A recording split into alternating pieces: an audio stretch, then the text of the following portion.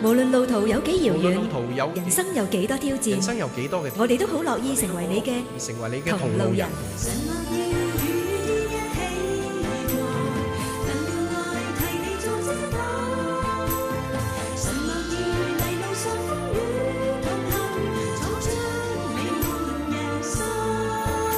恩與同路人主持周淑萍。歡迎大家嚟收聽恩與同路人，咁我係節目主持周淑萍。咁我哋今一集嘅嘉賓呢，就係 Danny 咁啊，何景良先生嚇，咁啊歡迎你。你好，淑萍。咁咧介紹佢嘅時候咧，其實咧佢係一個咧勵志故事嘅主角嚇，咁好多勵志故事，咁我發覺好有趣咧，同好多唔同嘅地方有關，譬如係雞寮啊、難民營啊、航海學校。淑萍你都識雞寮啊？你咁年青。咁你呢啲其實我好有興趣知道好多樣嘢。咁咧亦都由佢嘅故事咧睇到咧主嘅恩典真係無處不在嚇。咁咧首先講下咧，即係你長大同雞寮呢個地方好有關係，係咪啊？我諗可能好多人都唔係好認識雞寮，其實就係喺60年代開始咧，就喺觀塘一個嘅所謂而家我哋講叫做舊式嘅徙置區啦。就嗰啲你有冇印象？啲7層高啊 H 型嗰啲徙置區而家都冇咗啦，咁得翻石硤尾咁樣。咁我細個就喺嗰度長大，就係讀呢個觀塘循道小學嘅。咁啊當其時咧，就我屋企喺附近，就係住喺觀塘新村啦。咁啊我6年都喺個度過咧，就係喺雞寮呢個地區就讀小學咁樣嘅。嗰個係咩地區嚟嘅咧？其實即係講起雞寮咧，可能好多人諗起一啲都唔係好知道邊度啊。環境係咪？都有少少複雜嘅。而家呢個年代就形容為有一啲嘅龍蛇混雜啊，有啲社團。因為當其時就你知道都係一啲大家都嚟自唔同嘅地方，甚至乎有好多係從國外落嚟嘅朋友啦，一齊住啦咁樣。特別雞寮咧嗰陣時係90%咧都係潮州人嘅。咁啊，唯一得我唔係潮州人嘅啫。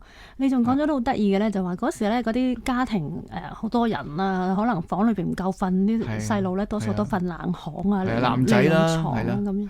咁所以中意出去出邊玩啊，咁因為視為 wet 啦，即係用而家呢啲術語啦嚇。咁會學壞啦，好容易。嗰陣時講啊，叫做蒯啦，那些年嗰啲術語啊。咁啊都係嘅。其實我細個咧都係最大嘅改變咧，就6年班嘅時候咧開始咧就學校最大啦，咁又有機會咧就將會讀中學啦。咁入到初中嘅時候咧，開始咧就去咗彩虹村嗰度讀。咁而咧太多空間嘅時間啦，太自由啦，咁啊令到自己咧就識埋一啲唔係好好嘅小朋友啦。咁啊一齊咁，而家所謂一啲嘅社團啦，咁嗰陣時啊去做一啲唔係好嘅嘢啦，包括去偷嘢啊，又去搶人哋嘅嘢啊，又去打交啦嚇。雖然我嗰陣時生得好細粒啊，戴眼鏡啊咁樣咯。即係其實都算係壞孩子嘅咯，嗰時嚟講。都係啊，同埋野孩子啦，即係蒯仔啦。嗰陣時用嗰啲術語講啦，係啦。咁有冇轉機咧？有冇改過？抑或係壞落去啊？初中嗰2年呢，就一路就越嚟越論盡啦，越嚟越壞。咁亦都學識太多以前冇學過嘅嘢啦。咁啊就不如我講下點解我咁壞咧？特別係喺我中二嗰個暑假咧，我就去做暑期工嘅。咁嗰年咧就喺我屋企對面咧，觀塘新村對面咧有呢個打磚嘅地方。咁係啲地盤嚟嘅。咁喺地盤咧，我哋就嗰陣時有10個到嘅小朋友咧，就做咗成個暑假，大約6-7個禮拜。咁點知個老闆咧就好高大嘅一個上海人咧，佢就唔出糧俾我哋。咁啊唔出糧，淑萍你諗到你都會好嬲啦，係咪？都幾激氣係咪？咁啊我哋就諗下有咩方法啊，打又唔夠佢打啦，咁啊都唔係好知咩方法嘅時候咧，突然間咧我就諗到一個方法，就係其實都唔好嘅，而家諗落都係一啲嘅即係犯罪嘅行為啦。我哋咧就叫啲小朋友夾錢啊，就儲咗咧就幾蚊5蚊，咁咧就去做咩？你估唔估到？即係大報復咯喎，係咪？都係可以咁講啦。咁咧就去買咗啲火水，咁啊臨夜咧就去嗰度咧就行個圈就去，最記得咧就係去燒咗嗰個地盤。咁咧就跟住咧就你知道喺嗰段時間咧，我都有參加一個制服團隊嘅，咁啊學識咩叫遠足啊、露營啊，識少少。咁我仲記得咧就帶埋我啲細佬啊，咁有啲鄰居啦，咁啊一齊所謂走佬啦。咁啊走咗去邊度？即係放完火之後就走佬。梗係啦，唔走嘅唔拉啊嘛。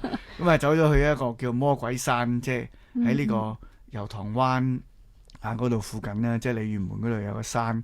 咁啊去之前咧仲抵死啊！即係而家諗落都係即係都唔好嘅。知唔知做咩？因為你去咁多日都要食嘢啊嘛，係咪？咁我哋冇錢噶嘛，咁啊就諗落都唔係好好嘅，就係去咗啲街市，當其時嘅街市咧都幾開放式嘅。咁啊去偷咗人哋啲蔬菜啊、啲肉啊，咁啊就去好似露營咁啦。咁啊去咗第4日咧，開始係冇嘢食，因為冇錢嘛。其實我哋咁啊知道咧就要翻屋企。咁啊踏上歸途嘅時候咧，你估唔估到做咩啊？淑萍會唔會俾人捉到啊？有冇？係啦，你講得啱啊！咁啊，因為我屋企咧就住正喺差館後邊嘅。其實咧我哋都即係雖然讀到中二啦，但係都有一啲嘅即係知識啦，都知道犯咗罪其實係唔啱嘅。但係咧始終我哋都要翻去個屋企，因為你唔可以走幾耐啫，係咪？又冇錢又冇嘢食，咁結果咧就我哋翻去之前咧，大家都商量咗，咁咧就我就所謂有雷氣啊嘛，有義氣，咁我話嗱翻到去有差人嚟拉咧，咁啊就我去承擔啦。即係一個人認晒。咁因為條橋就我度嘅，咁即係你知道，即係當其時就係咁樣跟一啲人去學噶嘛，所謂即係啲大佬都係咁噶嘛，咁啊以為自己好聰明啦，咁啊做咗一個咁嘅諗法。咁後果嚴唔嚴重啊？結果翻到屋企咧，就你講得啱啦，後果即係當然係好快就有警察叔叔伯伯嚟揾我啦。咁啊結果就媽媽梗係喊到死啦，就即係點解個仔俾人拉啦嚇？咁啊成日話未必係佢做嘅咁樣，其實我自己都心知肚明嘅。嗰時係幾大啊？12嗰陣時13、14歲到啦，係中二啊嘛嗰陣時。咁啊結果就咁啊行到翻差館，咁就差人就等我爸爸放工就嚟啦。咁我最記得嗰陣時咧，就我爸爸就因為佢係一個天主教徒嚟嘅，咁佢咧就揾咗2個人。其實我都知道佢會揾邊2個人嘅。咁第一個咧就揾我有個堂哥哥，當其時我堂哥哥就係一個即係做警察嘅堂哥哥，咁啊知道佢會嚟幫手嘅。另外一個人你估唔估到淑萍揾邊個啊？爸爸都係叔伯嗰啲咁樣。唔係啊，就係我阿媽就走去教堂，因為我又翻嗰個教堂咧，就喺牛頭角花園大廈嘅。即係細個嗰時都有翻教。細個我有，因為我學校係教會學校啊嘛，咁咧就去80樓咁啊，去嗰個觀塘堂嗰度。咁我媽媽就揾阿牧師就嚟啦。咁樣結果又搞到好夜啦。咁啊，爸爸嚟到就當其時嗰個年代就即係我都唔係好知大人點搞啦，因為我都係一個細路，咁啊同另外一個警察就坐咗喺度咁樣。咁我喺度估計就一係就韞下我啦，一係就等啲大人去處理啦。其實當時都係一個浪子回家嘅故事嚇，後尾受到啲咩教訓呢嚇？咁我哋喺下一節嗰度呢，嗰個故事場景呢，就由雞寮呢轉到去航海學校。咁我哋一陣間先講翻航海學校有啲咩特別啊？步伐是否感覺疲倦了？現實令你感到無奈，知道每日每夜忙碌裏兜兜轉轉，似沒了沒完。但願讓你知道神是愛，在路上每一秒同在，可否接受這份純真愛，一生歡欣快樂精彩，回家將傷痛放下，看透俗世芳華，迷失漆黑中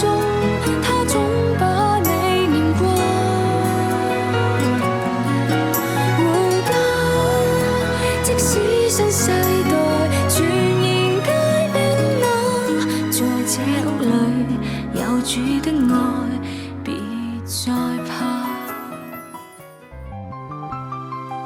想揾人抒發內心嘅鬱結，同我哋暢所欲言，請打生命熱線31064444俾我哋啊！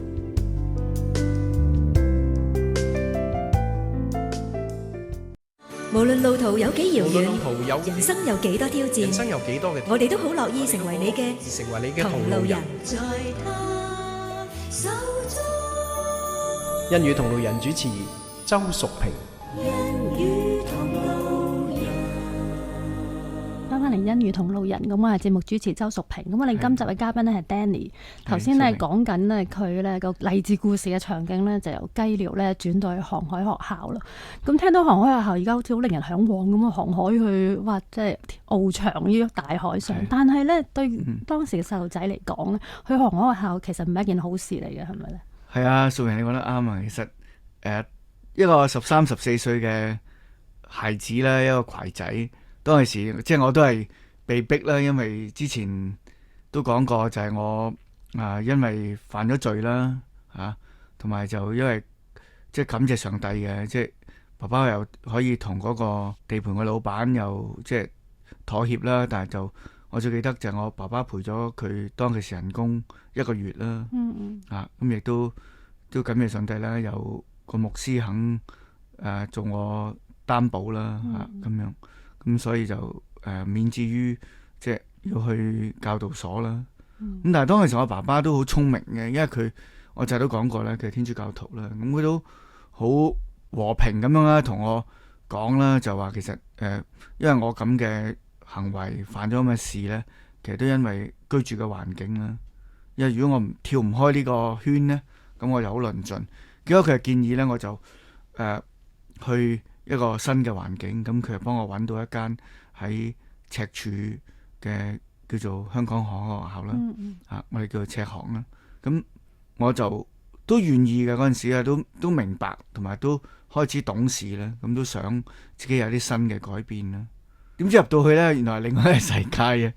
咁啊係咩世界呢？其實原來入到去呢都係幾辛苦嘅，包括喺體能上啊，同埋簡單啲講呢，就係話我哋當其時呢，淨係男孩子呢，因為淨係收男生啊嘛，嗰度就着嘅校服呢，夏天呢同埋冬天呢都係夏天就冇上身着嘅，淨係着條褲嘅啫。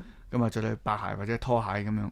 咁而冬天呢，着件好似水手衫嗰啲呢，即係你有冇見過天星碼頭嗰啲水手着件短袖就係咁嘅啫。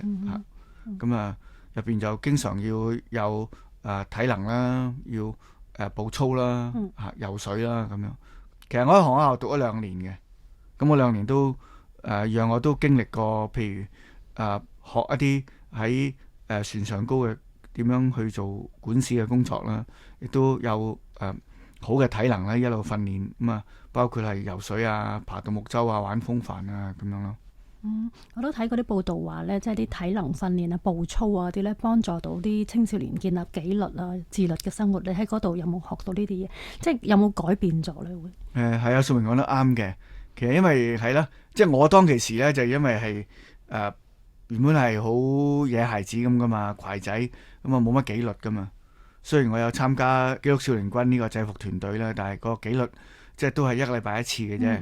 咁但係入到去赤航嘅時候咧，就俾我咧能夠係每一日都有一個好好嘅團隊嘅訓練啦，一個好好嘅紀律嘅訓練啦，亦都令我自己咧能夠再一次嘅思想到我自己喺生命上嘅改變啦。咁再加埋我一放假出嚟咧，又有機會翻返去基督少年軍啦嘅集隊，同埋翻返教會嘅團契咧，都讓我喺生命上開始改變啦。開始改變係改變啲乜嘢？行為上啦，即可能係講粗口，以前係講10句咁，都一路減少啦。咁就人哋激嬲你打人啊，即係都就住打啦。咁有陣時都打嘅，即係都係要慢慢學習啦。咁即係後嚟都變乖，即係話其實讀書啊嗰啲都俾心機咗啊咁樣。後尾就冇錯啊，淑萍你講得啱啊。其實我讀咗2年之後咧，就有一個暑假咧，就有一位少年軍嘅導師咧，就我幫手喺啲夏令營咧教獨木舟。記得一晚咧，就係喺呢個大水坑，咁我當其時又好郊外嘅，咁我哋嗰晚喺度過夜露營咁樣，咁我同佢分享咧就話佢就會完咗呢個暑假咧，佢會入大學讀社會工作，咁佢又鼓勵我，因為呢位導師咧過往佢個背景都類似我咁樣嘅，咁因為藉住教會嘅導師嘅幫助咧，佢生命上一路去改變，咁我覺得佢鼓勵我，我又諗下，點解人哋又得？咁其實我都應該得嘅。咁佢鼓勵我就再去諗一諗啦，會唔會有機會再出翻嚟讀一啲所謂文化中學？咁樣即係讀文化中學咧，當然對第時升學就業都好有幫助啦。咁咧，我哋就縮短咗咧，我哋又去到第3個故事場景啊，由雞寮到航海學校。第3個場景去到監獄啊，其實咧當時咧你我有一次坐過監啊，聽講咧你曾經喺監獄2年喎。係啊，犯咗咩事啊？其實咧就感謝上帝嘅，其實我又唔係犯咗咩事入監獄，其實我自己願意咧。主動入監獄嘅，點解呢？就因為我咪有機會離開咗航海學校呢，繼續出翻嚟讀文化中學啦。咁然後我讀到中6，然後有機會呢，就再進修嘅時候呢，咁但係我就入唔到我心儀嘅大學，結果呢，我就喺入唔到嘅時候呢，我就有2年嘅時間呢，我就透過我教會一位導師呢，佢嘅鼓勵呢，我就自己去投考咗，當其時咧喺70年代咧，我哋叫監獄處嘅，咁我就入咗去咧，就做咗2年嘅即係職員啦。咁喺監獄入面做職員嚇。咁喺監獄裏邊咧，竟然係遇翻一啲識嘅人，係咪啊？係啊，呢個係令我一生人咧，到今日咧，我都覺得都有啲傷感嘅。即係淑萍你就問得好啦，就係點解咧？就因為入到去嘅時候咧。我成長都係一啲觀塘雞寮啊、觀塘新村嘅地方長大。咁我最記得呢，就我喺某一個離島嘅監獄嗰陣時返工嘅時候呢，我就見到一啲我以往一齊玩嘅所謂好老友嘅朋友呢，就竟然間呢角色上嘅改變，佢哋係變咗一啲在囚人士。咁我自己就係一個職員咯。咁我嗰陣時諗翻起點解大家都同一個天空之下去長大啊嘛？但係我哋嘅隔咗10年8載之後，嗰個改變會咁大。其實就好似一面鏡咁啊！你睇到即係如果自己唔改變，可能今日嗰個就係你啦，就喺嗰度。咁嗰個好唏噓之餘咧，令你有啲咩感受？有啲咩嘅啟發啊？會最大嘅領受咧，我覺得除咗人嘅力量咧，都係有限嘅。其實都係要藉住我哋嘅信仰靠住上帝嘅能力咧。去改變，當然每日我哋自己要，即係中國人都講啦，吾日三省吾身啊，我哋都要諗下自己今日做得好唔好啊，對人好唔好啊咁樣。但係好重要呢，就係我哋要聽上帝嘅話，如果唔係呢，就可能我嘅處境就等於我啲老友嘅處境。咁當時有冇想幫佢哋改變咁樣？有冇做啲咩嘢？當時就有機會嘅時候，喺監獄入邊呢，都有啲團契嘅。當時就透過一啲嘅其他嘅做釋囚啊，或者做在囚人士嘅機構咧，佢都入嚟嘅。咁我自己都有主動去幫手啦，幫一啲嘅即係團契。咁有陣時都會同翻我啲老友講下啦，因為呢個都好重要啦。因為我哋嘅信仰係真噶嘛，有活噶嘛，咁啊同佢分享咯。但係我哋翻團契，等我哋都認識我哋。係啦，但係好多都灑手零頭嘅，好坦白，嘥氣啦，講耶穌啊嘛。就係咁咯。咁咧聽完呢個監獄嘅呢個風雲嚇，咁我哋下一節咧又去到第2個場景裏邊咧，再聽呢啲勵志嘅故事嚇。想抒發內心嘅鬱結，同我哋暢所欲言，請打生命熱線31064444俾我哋啊！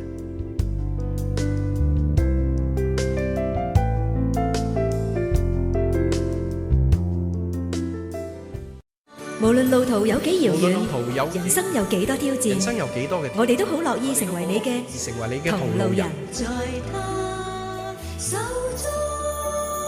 恩語同路人主持周淑萍。恩語同路人，我係節目主持咧周淑萍嚇。咁今集嘅嘉賓咧就係何景亮先生 Danny，咁咧就係一個勵志故事嘅主角，頭先講咗幾個場景啊，雞寮啦、航海學校啦、嚇監獄風雲啦、點樣唏噓啊，都講過啦。故事發展到而家咧，應該有翻啲甜蜜啲、好啲嘅嘢啦嚇。咁咧就去到難民營嚇，難民營咧對你嚟講咧，呢個唔係一個悲慘故事喎。點解咧？點解咧？就係因為我有2年時間就喺監獄處做啦，咁啊又出現翻我有機會再讀翻書嗰位導師咧，咁佢又有機會有同我傾偈，咁又係暑假，咁傾偈嘅時候咧，佢同我分享嘅就話佢社工畢咗業，然後佢做咗幾年嘢咧，然後佢又會再決定咧去美國再進修呢個社工嘅課程，就係去讀一個碩士嘅課程。咁對我嚟講好大嘅挑戰，咁啊，然後我又再決心咧就出翻嚟，即係離開咗監獄處咧，出翻嚟讀社會工作。咁到我社工畢業嘅時候咧，我就去咗聯合國難民專員公署咧，就做當時80年代有好多越南嚟嘅難民啊，間機構咧就派咗我喺一個叫做亞皆老街第4營嗰度做一啲嘅社會援助嘅計劃嘅工作啦嚇。咁咧嗰個工作有冇挑戰性？會唔會係都好？嗰個工作有啊，係啊，淑萍你講得啱啊。就挑戰性咧就係第一樣嘢語言唔通啦，即係除咗我哋識幾句咩北漏洞奶嗰啲，即係都係嗰啲啫。但係即係你真係要見人嘅時候要處理就都係需要有翻譯啦。咁其實即係你提到甜蜜啦，其實都感謝上帝啦。咁其實我太太就喺越南難民營入面識翻嚟嘅。佢都喺嗰度工作嘅。佢就喺隔離工作咁啊。最初識佢嘅時候咧，就因為大家都要去，即係有啲位置啊、啲嘅地方嘅爭持啊，咁啊開始認識啦。點解咧？因為爭地方，你知個營地嘅寫字樓嘅地方都唔係太多啦，咁樣咯。爭地方用咁樣。互相協調啦，講得好聽啲啦。咁即係爭下就即係開始咗。係啦，因為即係多見面就都有啲機會多啲啊嘛，係咪？就係咁咯。咁咧，即係原來故事發展到嚟呢度咧，都有啲開始甜蜜嘅家庭生活啦，咁樣。咁咧後尾就移民咗去加拿大，係咪去咗另一個地方？係咪？係啦，後期又即係時間又過咗幾年啦，咁啊，我哋又結得婚，跟住就因為我太太其實佢屋企就喺加拿大嘅，咁所以我哋就喺80年代尾，我哋就去咗加拿大住啦。咁咧去到加拿大咧有另一個故事啦，咁咧有啲第三者喎，去到加拿大遇到啲咩嘢咧？即係第三者當然唔係嗰啲即係婚姻嘅第三者啦，遇到啲咩特別嘅情況團體啊，或者咩人物啊咁樣。係啦，其實去到加拿大都讓我喺信仰上咧，我同太太咧，當時我哋有第一個仔嘅啦已經，咁咧就咁啱咧又係恩語之聲咧，加拿大咧就喺87年成立嘅，咁我又係87年嘅時候就喺加拿大多倫多，咁所以又好快25年啦。咁去到加拿大嘅時候，亦都讓我有一啲嘅喺，譬如我嘅事業上嘅轉變啦。我頭嗰幾年都喺加拿大都有做社工啦。咁後尾要思想到人生30而立嘅時候，就去諗下究竟自己應該出嚟做生意啊，定係一世？你知道30歲諗下話到60歲先退休，咁仲有幾廿年咁樣。咁回頭望時間就好快啫，但係如果你向前望就覺得條路好遠啊嘛。到我做咗幾年社工嘅時候，就開始思想，結果咧我就同太太商量咧，亦都最記得當其時有個年長嘅牧師咧，就同我企一套咧，差唔多成1年多，就去尋求我點樣能夠去轉變一個事業啊，定係轉變一個嘅工作。咁結果咧，原本我就想買一個嘅生意做。你估到我買咩生意啊？你做開啲都唔係好同生意有關嘅。係啦，冇錯。咁啊唔好識啦。咁啊你知喺外國好興一啲買一啲嘅生意噶嘛，即係有好多嗰啲行業都係你唔識做都唔緊要，走嚟買，但係始終都係所謂 franchise 嗰啲生意啦。咁結果就諗極諗唔通。咁如果透過我一個好好嘅朋友，咁佢又係佢讀完大學，咁佢做咗成10年嘢，又轉咗行咁樣。咁當我去到加拿大嘅時候，佢亦都同我一齊移民咗去加拿大。咁佢又從事保險嘅。咁結果我自己咧就喺90年呢，我就喺加拿大開始咧，就從社工咧就轉咗去做呢個嘅保險嘅工作啦。咁發展得好唔好呢？嗰陣感謝上帝啦，都數下都20幾年啦。咁無論喺加拿大同埋香港，咁都係能夠生活到啦，咁都，因為我覺得呢個都係上帝嘅恩典嚟嘅，亦都讓我喺呢個行業裏邊可以繼續做啦。咁你哋大家都知道，即係好多時做保險，啲人都話做幾年啲人就唔見咗啦。咁好似我哋啲老人家做咗幾廿年咁樣即係一定可靠噶啦，即係做咗幾廿年。都係上帝恩典啦。咁頭先呢，即係我搞爛 get 啦，就話呢個去加拿大遇到第三者啊。咁其實咧就想帶出呢個恩語之聲啊。你遇到即係你對當時你認識呢個係一個點樣嘅機構？當其時喺華人嘅社區咧，特別我喺多倫多咧，就都係透過當其時就特別我記得我外母啊、我外父佢哋咧，就要透過收音機開頭聽啲電台嘅節目嘅恩語。而家我先知佢哋恩語之聲係用一啲錢咧，用啲奉獻嘅經費咧嚟到買一啲嘅電視台嘅時段啦，就要買中文電視台啦。咁其實都讓即係好多嘅。特別我哋當其時嘅新移民咧，嚟到加拿大嘅人咧，都能夠接觸到福音啦。咁都係一個好嘅媒體好嘅途徑咧，就唔係淨係走去教堂先聽到福音嘅。咁樣咁我覺得呢個都係感謝上帝啦。睇到整個恩語之聲喺加拿大建立到而家都有25年嘅時間啦。咁喺加拿大嘅時候就幫手呢個機構，咁翻到嚟香港咧，係咪都繼續翻到嚟又冇乜繼續啊，都係左忙右忙啦。翻到嚟因為我又多咗另外一個小朋友，咁開始就教會嘅生活啦。咁恩語就有支持啦，但係就冇實際參與佢喺整個嘅侍奉嘅行列啦。直至到2010年嘅時候透過加拿大總幹事譚牧師嘅邀請啦，真正去思想祈禱，咁就到2010年年底咧，就開始真係落水啦，落到而家啦。咁咧跟住咧嚟到恩語啦嚇，咁恩語同路人啊嘛，我哋話咁其實你同咧恩語咧都風雨同路，經歷過好多風風雨雨。咁其中咧都有一啲咧好艱難嘅時期，係咪都令到你好有感受嘅？係咪？例如係啲咩嘢？你譬如經濟上啊，或者咩？因為我自己侍奉嘅崗位就係負責睇住盤數啦，睇住盤帳啦。咁最艱難嘅時間就係我諗任何機構都係啦，即係我唔係特別係恩語嘅，都係喺財政上有陣時都會緊張啲啦。咁特別喺2010年嘅12月嘅時候，睇到嗰個情況都幾緊張。咁透過同工委員嘅禱告咧，咁喺12月嘅時候咧，最記得咧就有兩位弟兄姊妹咧，佢哋寄咗2張好大額嘅奉獻嘅支票咧嚟到恩語。佢哋又唔係好識我哋嘅，咁睇到呢個都第一樣嘢，上帝聽禱告啦。第二樣嘢就睇到弟兄姊妹睇到呢一個嘅異象啦，咁佢哋亦都有呢個行動啦。咁所以咧，即係而家大家先聽到呢個節目嚇，其實都係好多人嘅努力啊，同埋神嘅恩典嚇。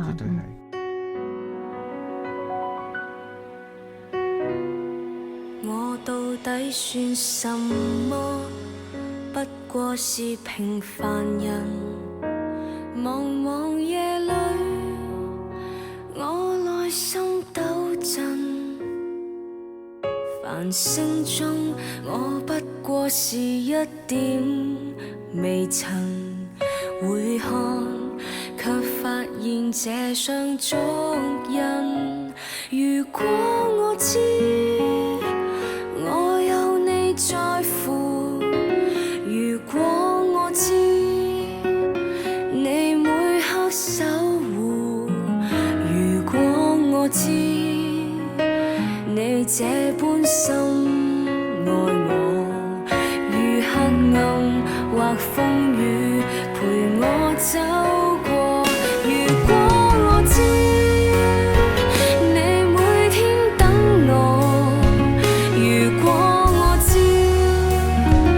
你每刻想念我，如果我知從來未離棄我，便不再放棄。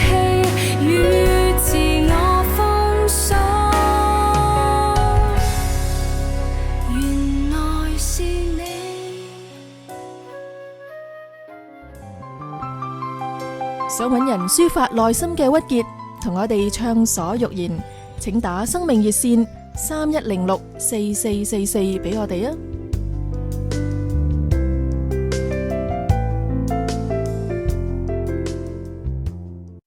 無論路途有幾遙遠，人生有幾多挑戰，我哋都好樂意成為你嘅同路人。欣與同路人主持周淑萍。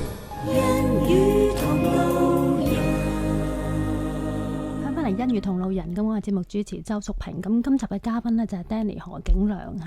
咁咧頭先講咗佢好多勵志嘅故事，有不同嘅場景嚇，即係咁佢係勵志故事嘅主角啦。其實咧真人真事嘅嘢咧，真係可以打動到好多人嚇。係啊。咁咧其實欣與都係藉住呢啲咁樣嘅故事打動人。欣與之聲就成日就係咁啦，透過真人真事嚟到無論係喺電視台啦、電台啦，好似今日阿淑萍同我一齊傾偈咁樣咯嚇，咁我哋可以分享到一啲即係真事啦，係咯。即係咧，我覺得即係啲有血有肉咧，即係特別係點樣傷心啊、軟弱啊嘅時候咧，神點樣去拯救我哋啊？呢啲即係我好中意聽呢啲故仔，其實所以我都坐喺度做主持，就係因為我中意聽故仔。咁咧，咁你嘅故事咧，後嚟唔止香港、加拿大，仲要去到好多地方，因為你咧去到報道係咪？去好多唔同嘅地方，咁係有個報道團係去參與嘅。其實講起報道團呢，就係我哋循道衛理聯合教會喺香港呢，就係喺7年前呢，我哋嘅前會長李炳光牧師呢，佢就退休咗之後呢，佢就有一個從上帝而嚟嘅異象呢，就去成立咗一個嘅報道團。咁呢個報道團呢，最主要呢，就係真係去到香港唔同嘅教會咧、唔同嘅機構咧、學校咧裏邊呢，去做一啲嘅報道嘅工作。亦都係去到全世界唔同嘅地方啦，例如新加坡、馬來西亞、英國啊、加拿大啊，甚至乎國內啦。咁李牧師都帶住我哋一班嘅弟兄姊妹啦，一齊去到唔同嘅地方去做報道嘅工作啦。咁去呢啲地方有冇啲難忘嘅經歷啊？你報道嘅時候發生啲咩事啊？咁樣有冇？最難忘嘅經歷咧，就係有一次就係去到呢個柬埔寨啦。咁就都成6年前啦，咁因為柬埔寨你都知道係一個佛教為主嘅國家啦，都唔係太開放俾基督教。咁而去之前就透過當地嘅機構咧就安排好晒。咁但係越臨近我哋要去咧，就收到個信息咧，就話有機會開唔成報道會嘅嚇。咁礙於就喺嗰個嘅宗教嘅政策上高啊嗰樣嘢，但係感謝上帝，當我哋去到嘅時候。亦都係真正有機會去做到啦。咁唔淨止做一場，做咗幾場嘅報道會嘅時候，睇到雖然李炳光牧師佢講道係用廣東話或者英文，但係都需要有當地嘅翻譯啦。咁睇到聽嗰啲嘅人，佢哋嘅領受呢，就一個好真實嘅，同埋特別去到決志嗰個位嘅時候呢，啲人呢就好似恩雨咁樣咧，就灑咗喺呢個柬埔寨呢個地方。因為嗰個地方特別嚇，同埋都係佛教嘅地方嚇。係啦，同埋都唔係咁多機會聽到，真係即係我哋嘅信仰啊，就係基督教嘅信仰嚇。咁咧即係喺嗰個地方係好難去播種咁，但係喺香港呢個地方咧，香港做報道嘅時候又有啲咩你難忘嘅經歷咧？會唔會？即係我覺得難忘嘅經歷咧，就係喺一個報道會入邊咧，好多時人諗咧你都係嚟講耶穌嘅啫，都係好悶蛋嘅。咁而報道團你都透過一啲較為新穎啲嘅方法咧，其實好似個組合咁嘅，就唔係淨係單講耶穌，可能透過有啲嘅歌手，咁而家大家都可能熟啲，就係叫福音歌手啦。亦都透過一啲嘅魔術啦，亦都可能透過啲話劇，咁然後再加埋李炳光牧師做一個報道啊，同埋呢個呼召啊，咁就成為一個嘅組合，一個嘅整體，就成為咗我哋去到唔同教會、唔同機構、唔同嘅地方去做報道咯。咁係做報道嘅就係即係生命影響生命啦嚇。咁啊喺節目開始嘅時候，我一直都講呢個係一個勵志故事。咁咧從呢個喺雞寮嘅野孩子去到咧後尾去航海學校。而家唔係好嘢嘅。咁咧一路去到佢喺監獄嘅時候見翻啲以前嘅朋友嚇，生命嘅轉變。即係其實你睇翻咧，你自己嘅生命故事裏邊咧，得到神嘅恩典係啲咩嘢啊？最大恩典我覺得係一個字嘅，真係就係愛啦。即係當初冇人去愛我，冇人去饒恕我，去寬恕我嘅時候，我亦都唔識得去愛，包括我嘅屋企人啦，我太太，我兩個仔啦，我嘅兄弟姊妹，我嘅教友，我嘅鄰居啦。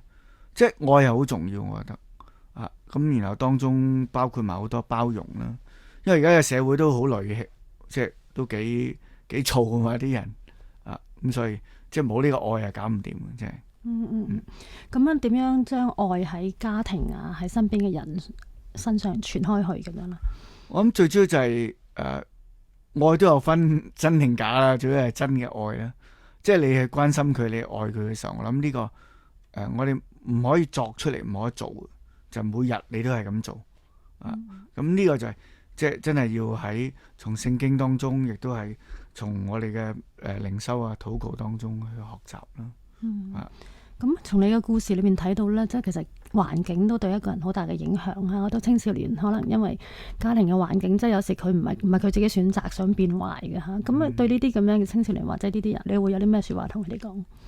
除咗信自己咧，而家好多人都咁，都特別年青人都同我講啦，你都信自己。但係好重要咧，就係真係要揾多一兩個你信得過嘅人，同佢傾多兩傾咧，我覺得就有計嘅。如果唔係咧，靠自己咧就出事。頭先都一路聽你講咧，你都有位導師嚇，一路咧叫你翻去啲文化中學讀啊，叫你去翻教會翻團契啊。咁咧喺呢個生命導師又對你有幾大嘅影響啊？你講起咧，就啱先2個禮拜前呢，佢翻嚟香港度假，佢而家又喺加拿大。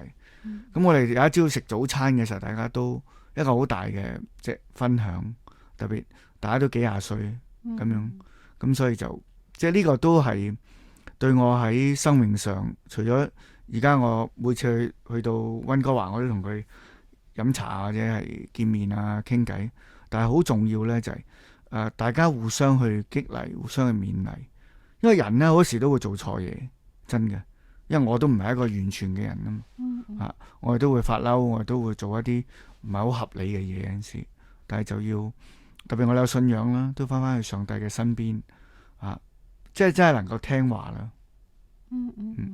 聽上帝嘅話，即係要聽上帝嘅話即係改過一啲我哋嘅唔啱嘅嘢嚇。咁當時你即係其實縱火啊嗰陣咧，其實得到人嘅寬恕，你先至可以改變嚇。係啊，咁你即係寬恕咧，其實喺我哋生命裏邊都好重要。你嘅領受係啲咩嘢？因為自己做錯嘢，如果人哋唔諒解你咧，就可能咧以為自己啱嘅，即係覺得話我可能贏咗人哋一鋪，可能你繼續去做仲麻煩，可能仲大鋪嘅，咁咪更加出事咯。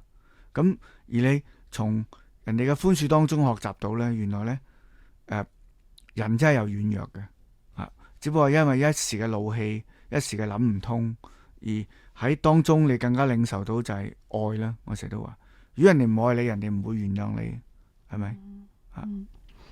咁喺成個經歷裏邊咧，睇到咧，即係喺信耶穌罪得赦免就好似你喺監獄裏邊見到啲朋友咁樣即係如果你當時冇被接納咧，你就好似佢哋踎咗喺度，exactly 同意㗎。咁咧Danny 嗰啲故事咧，除咗勵志之外咧，其實都好發人心醒咁咧今日多謝晒 Danny 嘅分享，多謝晒。想抒發內心嘅鬱結，同我哋暢所欲言，請打生命熱線31064444俾我哋啊！